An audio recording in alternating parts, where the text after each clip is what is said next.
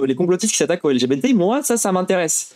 Ça m'intéresse. Donc, on va d'abord regarder le documentaire France Info, Complorama, sur le fait que les LGBT sont la cible des LGBT, enfin des complotistes.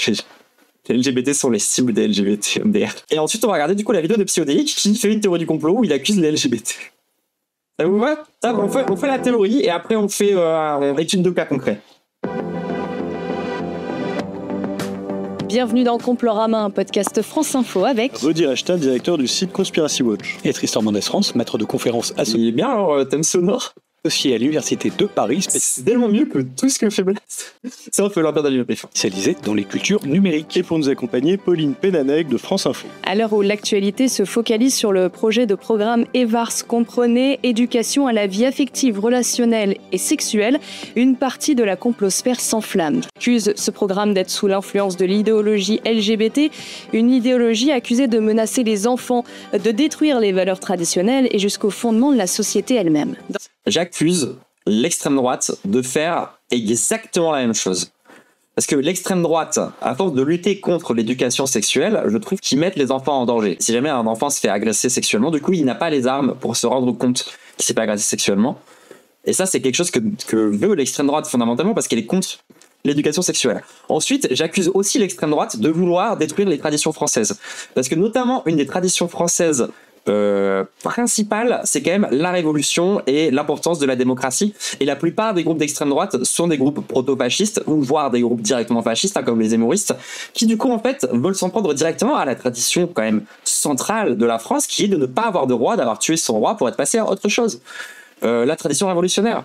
Donc en fait, moi je pense que l'extrême droite s'attaque directement aux traditions et les fondements de la société. Parce que oui, moi je pense que de vouloir mettre en place une ségrégation raciale, par exemple, c'est s'attaquer à des fondements assez importants de la société et de la culture française, en fait, depuis toujours. Donc moi j'accuse très précisément l'extrême droite de exactement ce dont ils nous accusent. Dans cet épisode, nous allons décrypter ces discours, essayer de comprendre leurs origines et analyser leur impact. La communauté LGBT+, cible privilégiée des complotistes, c'est le 78e épisode de Complorama. Donc il côtoie le pouvoir, c'est insupportable, c'est immonde. C'est Dieudonné. Et les drag queens dans les écoles et tout. C'était Alain Juillet, l'ancien patron de la DGSI ou SE, je sais plus, qui me disait que le lobby le plus puissant aujourd'hui, c'était le lobby LGBT. Oui, c'est vrai que par rapport au lobby pétrolier, par exemple, on les dépense. On a plus d'argent, plus de fonds. Et d'ailleurs, c'est pour ça aussi que tous les grands dirigeants et toutes les banques investissent dans la communauté LGBT, bien sûr. T'es d'accord avec lui ? Oui. Mais il n'est pas tout seul, il est soutenu par Allez, dis-le. Le lobby des J. Soutenu, il n'est pas là. C'est pas les LGBT. C'est qui finance les LGBT. Hein, qui ça, Diodo, qui ça, qui Peut-être ça qu'il faut. La réflexion, elle doit se poser. Je pense qu'un Soros, par exemple. Soros. Escapé du régime nazi. Ok, d'accord. A tout intérêt à développer ce type d'association. Extrait de l'émission Les Incorrectibles diffusée le 24 novembre dernier sur YouTube, avec le polémiste Dieudonné en invité. Faut quand même être super con pour croire à ça. Hein. Alors pour moi, c'est presque aussi con que de croire que la Terre elle est plate. Hein. Je suis sincère, hein. Je suis très sincère. Hein. Genre, de croire que les LGBT c'est le lobby le plus puissant de la Terre.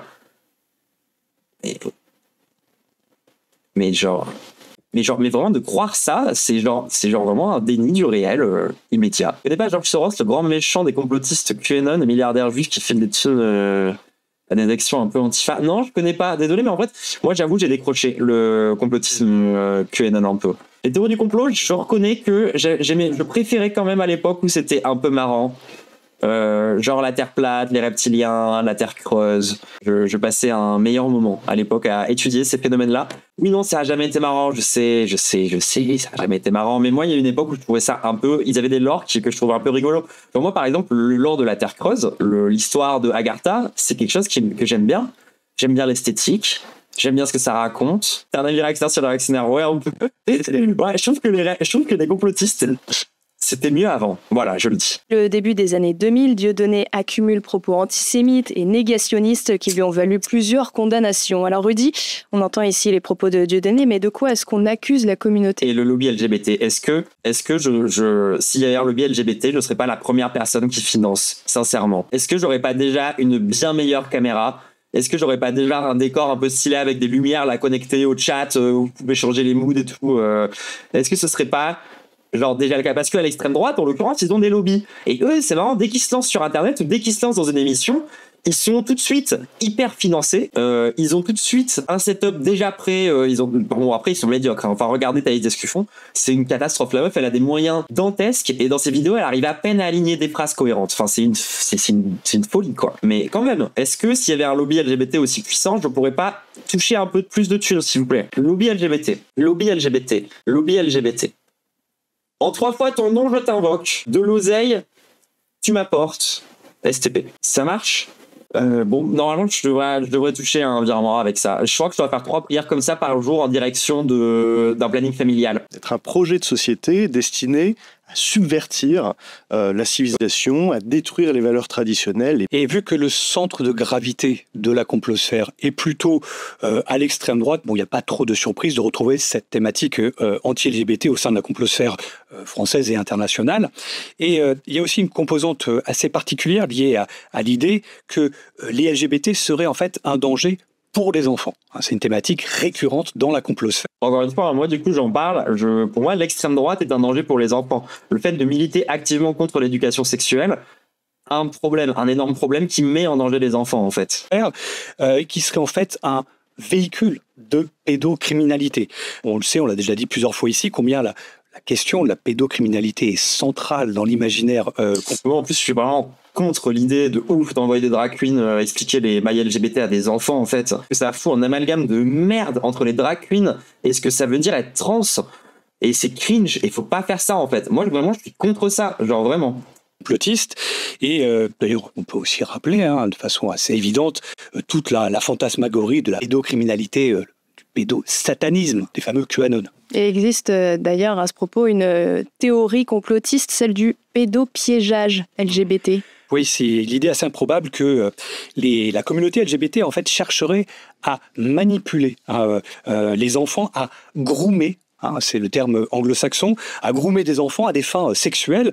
Et c'est une théorie qui prétend que l'éducation, la question LGBT... Tiens, c'est marrant, j'ai exactement la même croyance pour l'éducation traditionnelle. Genre, moi, je pense sincèrement que l'éducation traditionnelle, par exemple, des femmes, ça sert à les conditionner et à les préparer à se faire violer toute leur vie. Et les campagnes pour les droits de cette communauté seraient en fait un véritable piège tendu aux enfants pour les dépraver moralement ou sexuellement. Et c'est une idée, cette association. En fait, littéralement, ils essayent de nous retourner, ils sont en train d'essayer de faire miroir, miroir, c'est vous la culture du viol. Bah non, du coup non.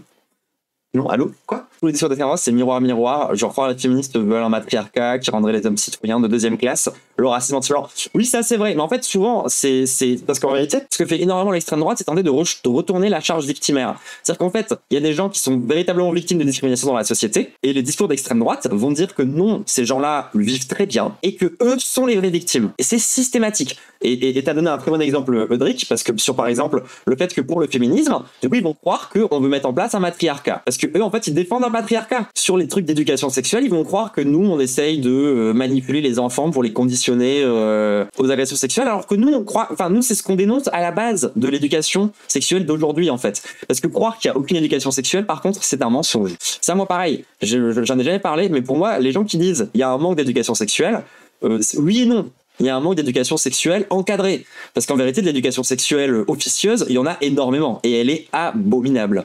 Elle est atroce. Genre moi, le nombre de fois où je me suis retrouvé dans des groupes de mecs où justement, il y a des mecs qui se sont chargés de me faire mon éducation sexuelle et de me dire comment je devais baiser des meufs avec des trucs horribles.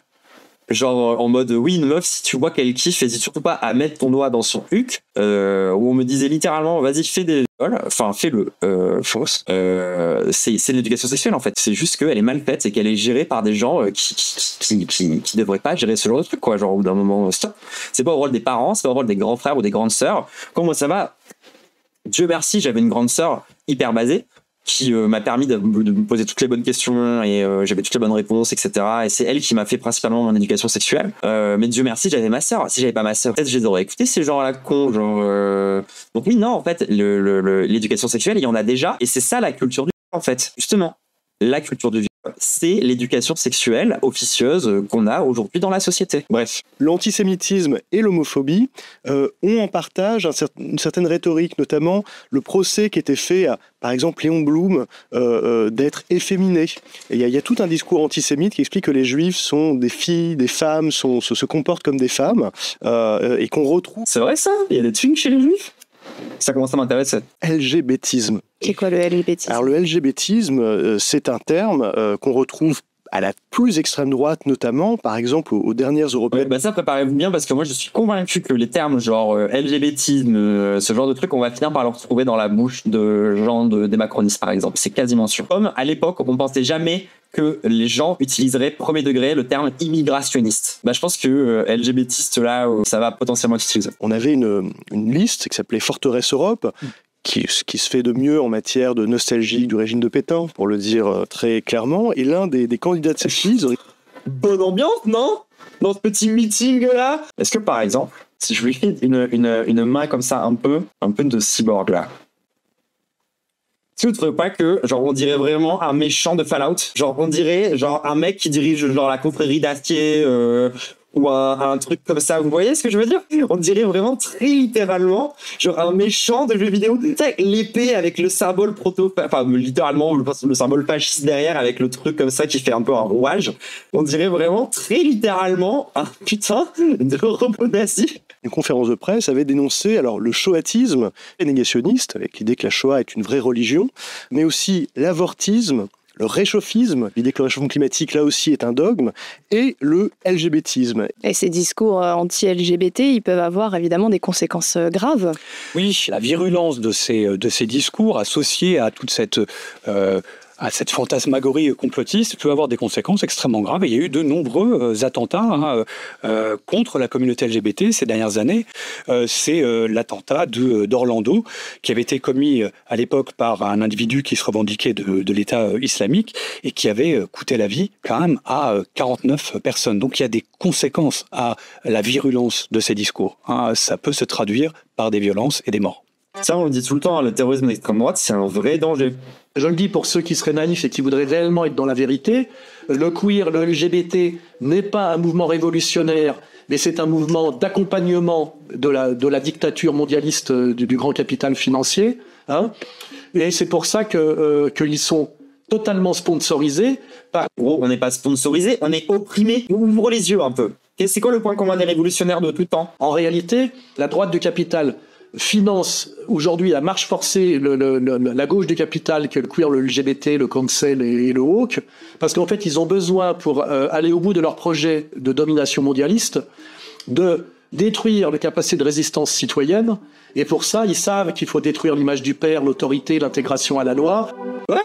Mais c'était quoi cette vision du monde, les gens?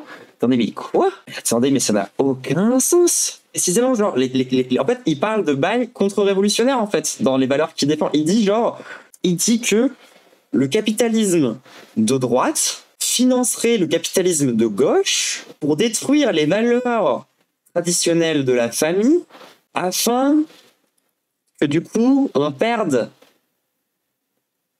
nos valeurs citoyennes pour eux. C'est pas clair. Ouz nous éclaire un peu. Le but, c'est que le communisme, c'est un complot juif, que si le communisme gagne, les gens vont devenir de plus en plus faibles, et du coup, les juifs pourront imposer la domination sur le monde. Ah putain, d'accord. Donc en fait, lui, sa méta, c'est de dire qu'on devient trans, ça nous affaiblit, et ça permet aux juifs de mieux nous contrôler. C'est vraiment une dinguerie. Complosphère is the new fascism? En fait, non. Pour le coup, ça a toujours été... Genre, vraiment, ça a systématiquement été le cas, en fait. Genre, pour le coup, genre, littéralement, les nazis avaient des théories du complot antisémites, en fait. Les nazis avaient à peu près la même théorie du complot qu'Alain Soral. Enfin, moi, ma vraie analyse sur le complotisme, et la raison pour laquelle je peux convaincre, je pense assez facilement tout le monde de pourquoi le complotisme, c'est d'extrême droite, c'est que dans 100% du temps, la théorie du complot sert juste à nous donner une autre explication que la lutte des classes à vos dominations. C'est systématiquement à ça que ça sert. Et en fait, qui cherche à éviter la lutte des classes, qui cherche à éviter les théories marxistes, etc. depuis toujours, évidemment, on voit bien qui c'est. Bref, j'ai parlé comme une complotiste. On voit bien qui c'est. Ils sont dans les campagnes.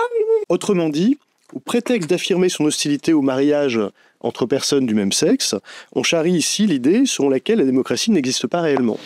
Et c'est là que c'est problématique. Alors, moi, je crois un peu que la démocratie n'existe pas réellement, par contre. On dit que c'est un petit groupe de personnes qui, dans les coulisses, fait et défait les gouvernements et que les chefs d'État sont soumis non pas à la souveraineté du peuple, au suffrage universel, mais à cette oligarchie de l'ombre très inquiétante. Et c'est pas du tout anodin comme discours. Je suis d'accord avec toi, Blue. Genre, cette vidéo, vraiment, ils font que redire les discours complotistes en disant c'est complotiste, donc c'est mal, sans analyser pourquoi. Ils veulent penser ça. Bah, justement. Et moi, je reviens sur c'est pour pas avoir la lutte des classes. Genre, quand tu regardes littéralement les trucs dont ils parlent, la finance, en fait, ils parlent de domination, ils parlent de soumission. Ils nous disent on est tous soumis à une force qui nous impose d'être malheureux, concrètement. Et après, ils disent cette force, c'est les juifs. Bon, non. Évidemment, ce délire complotiste autour de Brigitte Macron est un homme, qui a commencé en 2020. Alors moi je l'aime bien cette théorie du complot. Moi j'y crois un peu. Je pense que c'est une femme trans. Elle est avec nous, avec sa grosse quéquette là, juste là. C'est sûr. Alors, quitte à choisir un complot, ouais, c'est celui-là. Macron est un egg, du coup. Non, bah, juste, c'est un chaser. Alors, c'est marrant parce que je pense que la vidéo prédate un peu les annonces de Donald Trump. Si vous n'avez pas vu les annonces de Donald Trump, du coup, sur ma chaîne YouTube, j'ai fait un petit récap de Donald Trump qui veut, en gros, déscolariser les trans. Genre, Donald Trump, sa cible numéro 1 de son premier jour de mandat, ça va être les trans. Et le mec a été élu grâce au complotiste QAnon. Est-ce que ça vous surprend, du coup? Moi, c'est, genre, je retire tout le mal que j'ai dit de la Dole Squad. Hein. C'est bon, c'est fini.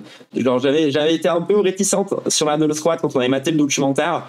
Salut tout le monde, c'est la Diane du montage. C'était juste pour vous expliquer rapidement que la Dole Squad, c'est un groupuscule qui s'est formé aux États-Unis, un groupuscule paramilitaire, donc qui se forme en fait avec des techniques militaires, donc des armes à feu, apprendre à tirer, mais aussi de la coordination. En fait, c'est pour faire de l'autodéfense et c'est aussi une manière d'avertir les fascistes pour leur prévenir qu'en fait on est prêt à se défendre.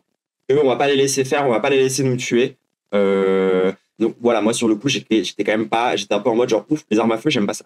Ça y est, Dole Squad basé, c'est bon, je suis convaincu. Moi vraiment genre oui, vous avez raison de vous former, vous avez raison de faire attention, vous avez raison de monter le niveau de défense à ce stade-là. Vous n'avez pas le choix. Moi c'est bon, genre j'étais élu, j'ai ouvert les yeux. Moi j'étais réticente parce que les armes ça me cringe en vrai, là. Mais genre il y a une différence entre l'autodétermination et la lutte armée, tu vois ce que je veux dire, genre il me fait l'idée qu'il fallait y faire gaffe avec la violence car on n'a pas un avantage sur le nombre si on part sur ce terrain. Alors, en fait oui et non. Genre le truc c'est que le but de la Dole Squad c'est pas d'opposer une force équivalente à ce qui vient en face en fait. Il y a aussi une guerre culturelle, il y a aussi une guerre de communication, il y a aussi une guerre autour de l'esthétique et de la réappropriation du truc. Genre, et il y a aussi une vraie notion de, de montrer aux fachos que s'ils nous attaquent, ils risquent quand même de se prendre du répondant. Et ça, c'est important dans l'imaginaire aussi. C'est important dans la stratégie aussi. C'est important à plein de niveaux en fait. Mais oui, je suis d'accord qu'après, ça reste un groupe paramilitaire. Et de fait, moi, je me méfie des groupes paramilitaires, les gens. Désolé, mais je ne regrette absolument pas d'avoir eu une méfiance à l'égard de la Dole Squad parce que c'est un putain de groupe paramilitaire. Désolé. Et genre, évidemment que c'est un bon réflexe à avoir quand même. Enfin, genre, désolé, pas désolé, hein. Mais oui, effectivement, il fallait que j'y réfléchisse un peu, désolé. Oui, voilà, et on est d'accord, le paramilitaire, en plus, souvent, ça part en couille. Oui, Roxane, c'est là où je rejoins le fait que c'est là où je dis la Dole Squad basée du coup de fait. Parce qu'en fait, le paramilitaire, la lutte armée à ce niveau-là, n'a de sens que face au fascisme. Et je pense qu'on peut dire que Donald Trump, c'est le fascisme, en fait. Maintenant, genre, tu sais, genre, oui, pour moi, ça devient juste un groupe de résistance antifasciste.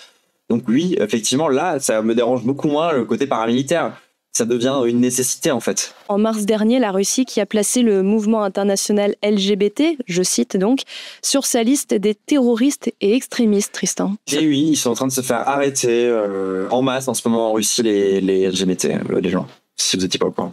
L'interdiction de toute forme de propagande LGBT dans les médias, sur Internet, dans les livres et même dans les films. Il se trouve qu'en 2024, là, la Russie a vraiment monté d'un cran en cherchant cette fois-ci à présenter le mouvement international LGBT comme une structure internationale terroriste. Je pensais vraiment pas qu'en transitionnant, je serais une terroriste un jour.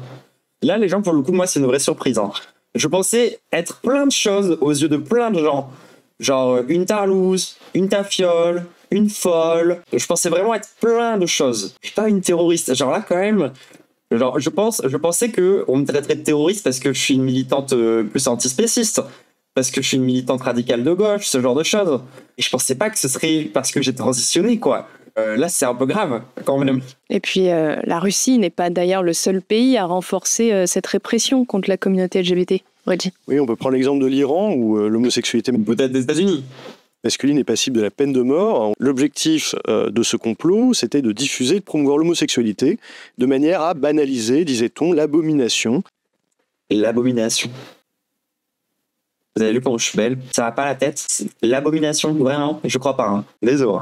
Mais vous l'avez reçu, vous, la carte du parti LGBT international complotiste ou pas? Moi, j'ai pas les infos parce que, genre, en vrai, ça m'intéresse. J'aimerais bien rejoindre un mouvement comme ça, moi. En vrai, je pourrais vraiment designer une carte comme ça. Mais lorsque je ferai des. Oh, c'est trop une bonne idée de merch pour Trouble Antacide, la carte du parti. Qui vise Michelle Obama, qui est une rumeur très très voisine, très proche de celle qui vise Brigitte Macron. Non, Michelle, elle est pas avec nous.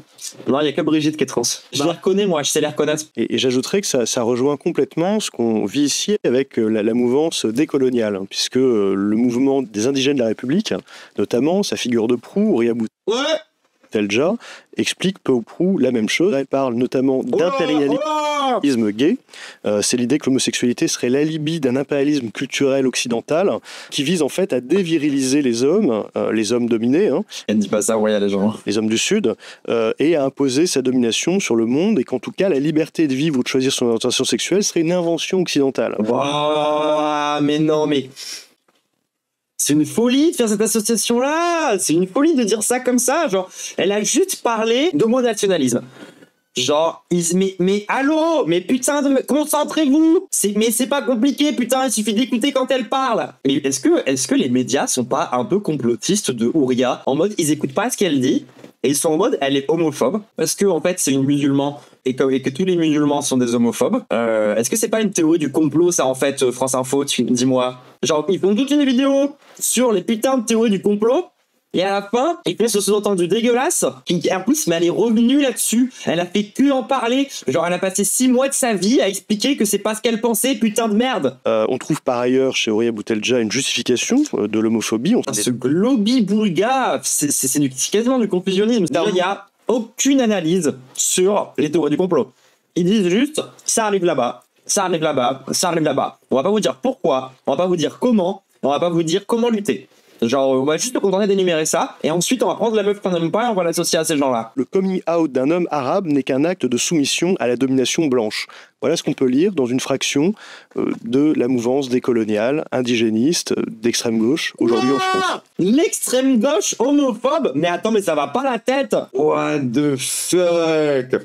Non mais et les gens, c'est moi qui prends de la drogue à la base. Puis on dirait du psychodélique qui tente d'expliquer du Ouria, c'est une folie. Mais je vais péter mon crâne. Alors, psychodélique, apparemment il a dit que le crash là, c'était la faute aux LGBT. Le sujet est très très grave. Pour ceux qui n'ont pas suivi, il y a eu un énorme crash d'avion en Corée du Sud, presque 200 morts. On va revenir en détail là-dessus parce qu'il s'agit d'encore un Boeing. La diversité, équité et inclusion, les fameux DEI, le fameux wokisme, c'est déjà mortifère dans les jeux vidéo, dans les films, mais bon, tu te dis, c'est juste des produits. Mais quand tu commences à les mettre dans des trucs très importants technologiquement, il y a vraiment une mise en danger d'autrui. Est-ce qu'il dit que les trans, on a été sabotés l'avion? Quoi? Ironiser sur le fait que certaines universités abaissaient leur niveau de diplôme pour pouvoir avoir plus de diversité. Est-ce que tu as envie de subir une chirurgie par un chirurgien qui a eu son diplôme parce qu'il est noir? Ok, sa take, c'est la discrimination positive rend les gens moins compétents. Boeing est une compagnie woke, donc Boeing a engagé des personnes moins compétentes par discrimination positive et c'est pour ça qu'il y a des crames d'avion. C'est ça? J'ai bon? Parce qu'il est trans, et du coup, on sait pas si c'est un bon chirurgien. Mais là, c'est pareil, pour Boeing. Boeing a énorme... Il vit dans quel monde? Il est sérieux?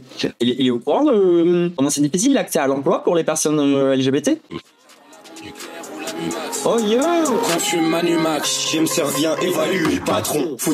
Emmanuel Macron. Ils ont dû embaucher des quotas dans les industries de sécurité, dans les techniciens qui réparent les avions. Et les avions mais il a des preuves de ça. ont des problèmes tout autour du... Sa théorie de premier degré, c'est que du coup, maintenant, il n'y a plus que des trans qui ont mal réparé l'avion. Du globe, en boucle. On en avait fait une vidéo, il y a longtemps maintenant, On a parlé justement de ces problèmes des Boeing, des portes qui s'arrachaient, des trains d'atterrissage qui avaient du mal à sortir. Mais en plus de ça, c'est vrai qu'il y a des problèmes d'ingénierie à Boeing, hein, mais ça n'a rien à voir avec le wokisme. Mais vraiment, ça n'a rien à voir. Le problème, hein, généralement, de ce genre de situation dans lequel les mesures de sécurité ne sont pas prises en compte, c'est généralement quand t'as un capitaliste qui veut faire des économies, en fait. Si allô, quand on diminue le budget accordé à des trucs de sécurité, quand il y a des dysfonctionnements comme ça, 90% du temps, c'est quand même avant tout parce qu'il y a un mec qui a voulu se faire de l'oseille supplémentaire et qui a baissé les normes de sécurité, je veux dire. Non, la réalité redescend sur Terre. Attention, please. Oh là là, ça c'est son petit trigger, portez pas plainte contre moi, SVP. Hein. Est-ce que la série des problèmes serait due au wokisme Ah, c'est pas la première fois qu'il en parle, donc très bien. Il y en a beaucoup qui ironisent maintenant. Boeing, les ingénieurs de Boeing, en train de travailler dur. J'espère que Boeing prendra note sur le wokisme, que le wokisme tue. Bienvenue dans la woke airline, diversité, équité, inclusion, c'est notre priorité. Non, la priorité dans l'avion, c'est la sécurité. J'en ai rien à battre. Mais Psyo, c'est devenu un boomer Facebook. Que les politiciens francophones, là, oh, on apporte toutes mes condoléances à cette cité malfamée, il y a quelqu'un qui est mort, on n'a rien pu faire, on fera tout notre moyen, voilà, on va prendre encore 200 millions d'euros pour les mettre dans les subventions, dans les associations, pour vous aider. Non, on veut juste des flics. Waouh, son imaginaire. C'est pas plus simple, ça coûte pas moins cher. Sa solution, la police. On n'a plus de place dans les prisons. En fait, genre, si on met plus de police, il y aura moins de wok dans les avions qui réparent mal. Et du coup, moins de morts. C'est ça le... Utilisez-les pour construire des prisons. C'est gratuit. Et Boeing, c'est pareil. C'est honteux. Non, c'est vrai que ça n'a rien de honteux, par exemple, d'accuser les minorités de genre d'être responsables des gravitations. Mais allô, mais Psyo, et vous y croyez vraiment à ça? C'est gravissime. Oui, enfin, je sais pas s'il a voulu cracher le train, mais il s'est suicidé en pleine période de Noël, abandonnant son fils et faisant chier des SNCF. Qu'est-ce qu'il vient de dire? Alors, on a eu le cas récemment là pour Noël avec le chauffeur SNCF qui a voulu cracher, enfin je sais pas s'il a voulu cracher le train, mais il s'est suicidé en pleine période de Noël, abandonnant son fils et faisant chier des milliers de passagers juste la veille de Noël. Mais gros, t'as aucun respect. Le mec, il est mort. Et toi, tu dis ça tranquille, osef. En mode genre, le mec s'est suicidé et toi, t'es en mode genre, ah, il a cassé les couilles un peu. Il est mort. Il a pas essayé de faire cracher le train, putain, Psyo. Mais t'as aucune honte. T'as aucune race. Mais t'es un tiers d'indécence. Mais va te faire et ça va, hein. Genre, ok, d'accord, c'est marrant de se moquer des cheminots, la SNCF, tout ça, les retards de train. C'est des êtres humains, hein. Mais quoi? Mais ce tiers de fils de... Tu crois que les gens, ils se suicident parce que ça leur fait plaisir? Le mec, il s'est dit, oh, vas-y, aujourd'hui, moi, je casse les gens, je me prends un train. Mais ça va pas la tête. Mais espèce de... Et les gens, c'est grave de dire ça. Et le mec, il s'est suicidé. Le mec, elle est tellement mal qu'il s'est suicidé. Et lui, tout ce qu'il trouve à dire, c'est hey, franchement, quand t'es mort, t'as cassé les couilles. Quoi, il penserait quoi, la famille des victimes, s'il t'entendait? C'est gravissime. Apparemment, c'était un gauchiste. D'après ce qu'on a vu dans les journaux. Imagine l'égoïsterie du type, quoi. Toi, il y a un mec qui s'est suicidé, t'es en train de dire, lui, c'est un égoïste, alors que toi, qui vas très bien dans ta vie. Il n'y a aucun problème. Hein. Vraiment, c'est ça roule, tu vois. Et t'es en mode, non, mais franchement, vous imaginez à quel point ce mec est égoïste. T'es en train de dire que les gens qui se suicident par égoïsme, juste parce que c'est un gauchiste, ça va pas. Et il était woke. Non, franchement, nous les woke, on ne trouve rien de mieux à faire que nous suicider pour vous empêcher de profiter de Noël. Mais en fait, ça c'est parce qu'on déteste Noël. C'est parce que en fait, Noël c'est les valeurs traditionnelles et tout, et nous on déteste ça. Du coup, on se suit comme ça sur les trains pour vous empêcher de profiter de Noël. Parce qu'on n'aime pas ça. Quoi, ça fait sens là. Vous avez déjà entendu parler des kamikazes? En fait, Boeing, c'est plus compliqué que juste un truc de wokisme. À l'origine, la compagnie Boeing était vraiment axée à l'ingénierie, comme son fondateur. À partir de 1997, c'est l'année de ma naissance, tiens. Quand ils ont fusionné avec McDonnell Douglas, tout a changé. Regardez l'historique de McDonnell Douglas, c'est une compagnie qui était davantage axée sur le management / les marchés boursiers. Oh, je l'avais collé. Comme d'hab, le troisième œil, troublant acide. Dans le futur, c'était quoi? Un capitaliste qui veut faire des économies? Quelle surprise! C'est tout le temps la même putain de raison. C'est le management de McDonnell Douglas qui a littéralement pris le contrôle de Boeing avec leur culture administrative typique qui avait donné bien des problèmes avant, entre parenthèses, le trimestre célèbre DC-10. Et le wokisme dans tout ça, ce n'est qu'une partie de cette culture d'entreprise axée sur la communication et les marchés plutôt que sur l'ingénierie. Au moins, Airbus a conservé sa bonne gestion. Et moi, en plus de ça, je suis un peu d'accord. Le wokisme dans les entreprises, c'est de la merde. Et genre, généralement, ça sert quand même pas à grand chose. Et en l'occurrence, oui, ça fait partie d'un truc de regardez comme on est woke, regardez comme on est progressiste. On a fait des formations pour dire aux gens qu'il faut être tolérant. Choupi woke. Bah en fait non, c'est pas ça enfin bref. La catastrophe, ça n'a probablement pu avoir avec Boeing. La vidéo montre un avion sans... Mais tout le monde le contredit, en fait les gens n'y croient pas. Les gens n'y croient pas. C'est facile de faire des scénarios dans son bureau, mais en situation réelle, il y a énormément de facteurs. On ne sait pas pourquoi le train n'est pas sorti. Est-ce qu'ils ont remis les gaz? Le facteur stress, le système pour déployer le train manuel. Bon, bref, lui, il dit en mode genre, oui, tu peux pas dire ça. Et il a raison, en vrai. Là, maintenant, ça va le rachat de l'avion ne dépend pas de Boeing, mais de la compagnie aérienne. Non, mais tout le monde le dit, oui, c'est trop drôle. Personne n'y croit. Écoute, Psycho, va falloir être plus convaincant. Hein. Là, j'ai l'impression que même les droitards de ton chat, ils sont pas convaincus, quoi.